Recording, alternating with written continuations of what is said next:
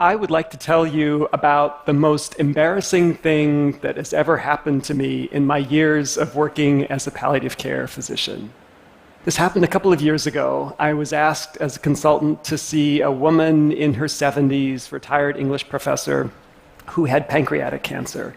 I was asked to see her because she had pain, nausea, vomiting.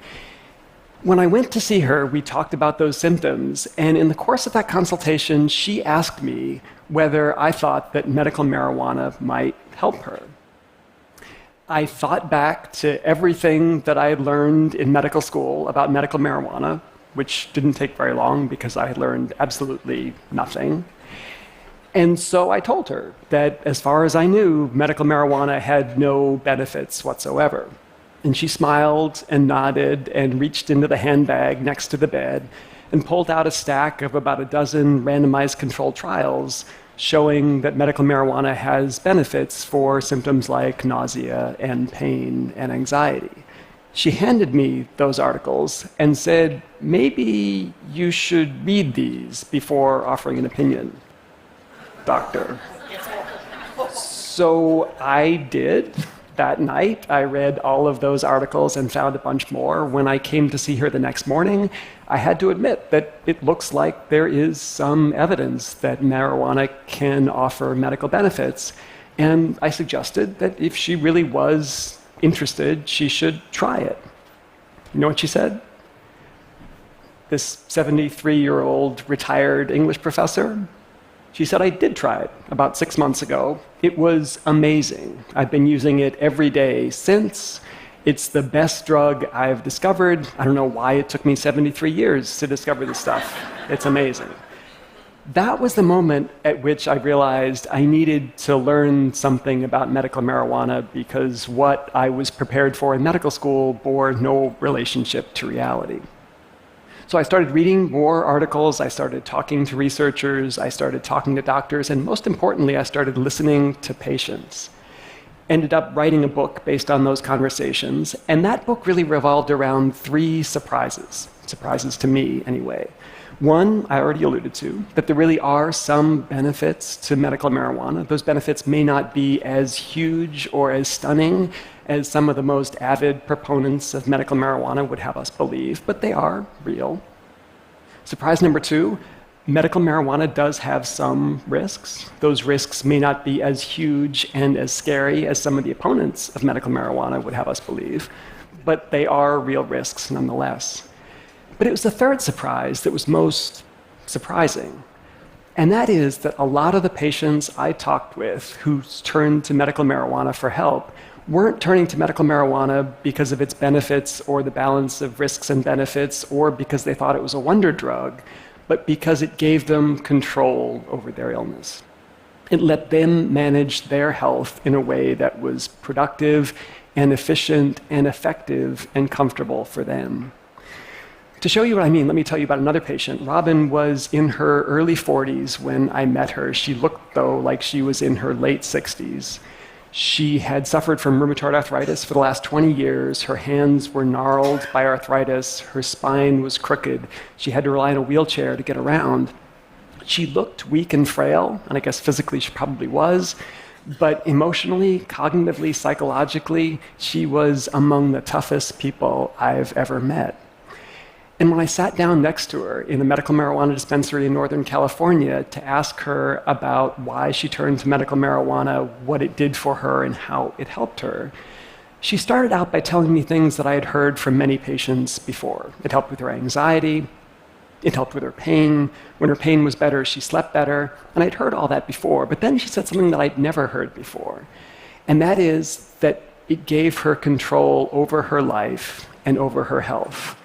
She could use it when she wanted, in the way that she wanted, at the dose and frequency that worked for her. And if it didn't work for her, then she could make changes. Everything was up to her. The most important thing she said was she didn't need anybody else's permission. Not a clinic appointment, not a doctor's prescription, not a pharmacist's order. It was all up to her. She was in control. And if that seems like a little thing for somebody with chronic illness, it's not. Not at all. When we face a chronic serious illness, whether it's rheumatoid arthritis or lupus or cancer or diabetes or cirrhosis, we lose control. And note what I said, when, not if. All of us, at some point in our lives, will face a chronic serious illness that causes us to lose control. We'll see our function decline, some of us will see our cognition decline, we'll be no longer able to care for ourselves, to do the things that we want to do, our bodies will betray us, and in that process, we'll lose control. And that's scary. Not just scary, that's frightening, it's terrifying. When I talk to my patients, my palliative care patients, many of whom are facing illnesses that will end their lives, they have a lot to be frightened of. Pain, nausea, vomiting, constipation, fatigue, their impending mortality. But what scares them more than anything else is this possibility that at some point, tomorrow or a month from now, they're going to lose control of their health, of their lives, of their health care, and they're going to become dependent on others. And that's terrifying. So it's no wonder, really, that patients like Robin, who I just told you about, who I met in that clinic, turned to medical marijuana to try to claw back some semblance of control. How do they do it, though? How did these medical marijuana dispensaries, like the one where I met Robin, how do they give patients like Robin back the sort of control that they need? And how do they do it in a way that mainstream medical hospitals and clinics, at least for Robin, weren't able to? What's their secret? So I decided to find out. I went to a seedy clinic in Venice Beach in California and got a recommendation that would allow me to be a medical marijuana patient. I got a letter of recommendation that would let me buy medical marijuana. I got that recommendation illegally because I'm not a resident of California. I should note that. I should also note, for the record, that I never used that letter of recommendation to make a purchase. And to all of you DEA agents out there, love the work that you're doing. Keep it up. Even though it didn't let me make a purchase, though, that letter was priceless because it let me be a patient. It let me experience what patients like Robin experience when they go to a medical marijuana dispensary. And what I experienced, what they experience every day, hundreds of thousands of people like Robin, was really amazing. I walked into the clinic, and from the moment that I entered many of these clinics and dispensaries, I felt like that dispensary, that clinic was there for me. There were questions at the outset about who I am, what kind of work I do, what my goals are in looking for a medical marijuana prescription or a product, what my goals are, what my preferences are, what my hopes are. How do I think? How do I hope this might help me? What am I afraid of? These are the sorts of questions that patients like Robin get asked all the time. These are the sorts of questions that make me confident that the person I'm talking with really has my best interests at heart and wants to get to know me. The second thing I learned in those clinics is the availability of education. Education from the folks behind the counter, but also education from folks in the waiting room. People I met were more than happy, as I was sitting next to them, people like Robin, to tell me about who they are, why they use medical marijuana, what helps them, how it helps them, and to give me advice and suggestions. Those waiting rooms really are a hive of interaction, advice, and support. And third, the folks behind the counter. I was amazed at how willing those people were to spend sometimes an hour or more talking me through the nuances of this strain versus that strain, smoking versus vaporizing, edibles versus tinctures, all, remember, without me making any purchase whatsoever. Think about the last time you went to any hospital or clinic and the last time anybody spent an hour explaining those sorts of things to you. The fact that patients like Robin are going to these clinics, are going to these dispensaries, and getting that sort of personalized attention and education and service really should be a wake-up call to the healthcare system. People like Robin are turning away from mainstream medicine, turning to medical marijuana dispensaries because those dispensaries are giving them what they need. If that's a wake-up call to the medical establishment, it's a wake-up call that many of my colleagues are either not hearing or not wanting to hear. When I talk to my colleagues, physicians in particular, about medical marijuana, they say, oh, we need more evidence. We need more research into benefits. We need more evidence about risks. And you know what? They're right. They're absolutely right. We do need much more evidence about the benefits of medical marijuana. We also need to ask the federal government to reschedule marijuana to Schedule II or to deschedule it entirely to make that research possible. We also need more research into medical marijuana's risks. Medical marijuana's risks. We know a lot about the risks of recreational use. We know next to nothing about the risks of medical marijuana. So we absolutely do need research. But to say that we need research and not that we need to make any changes now is to miss the point entirely. People like Robin aren't seeking out medical marijuana because they think it's a wonder drug or because they think it's entirely risk-free. They're seeking it out because the context in which it's delivered and administered and used gives them the sort of control they need over their lives. And that's a wake-up call we really need to pay attention to. The good news, though, is that there are lessons we can learn today from those medical marijuana dispensaries.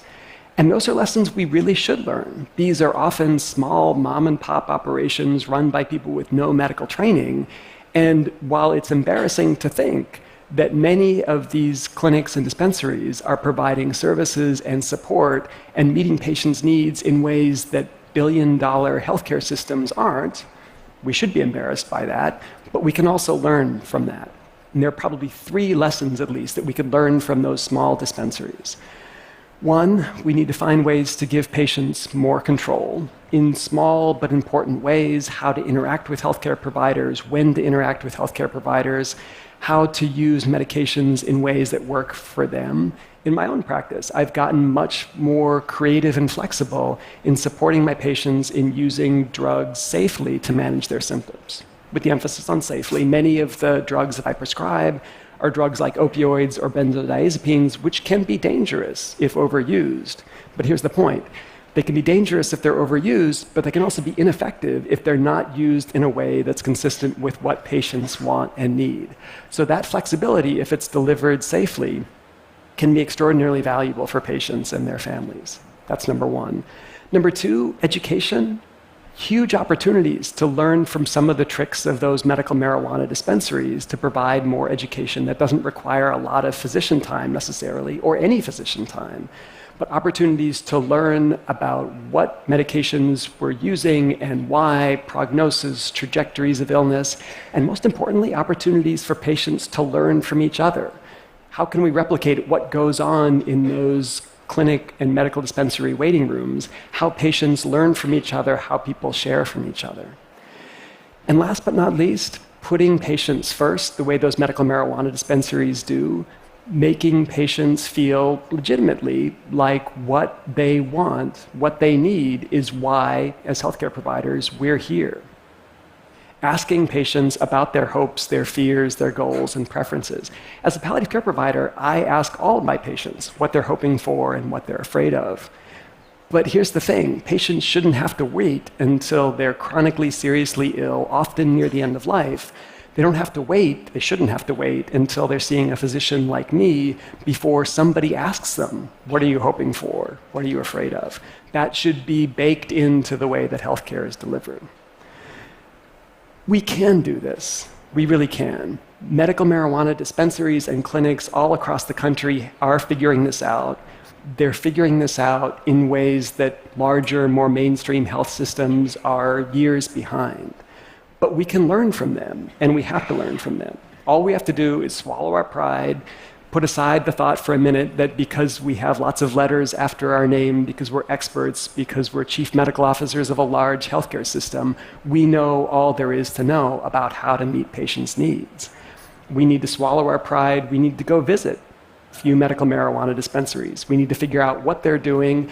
We need to figure out why so many patients like Robin are leaving our mainstream medical clinics and going to these medical marijuana dispensaries instead.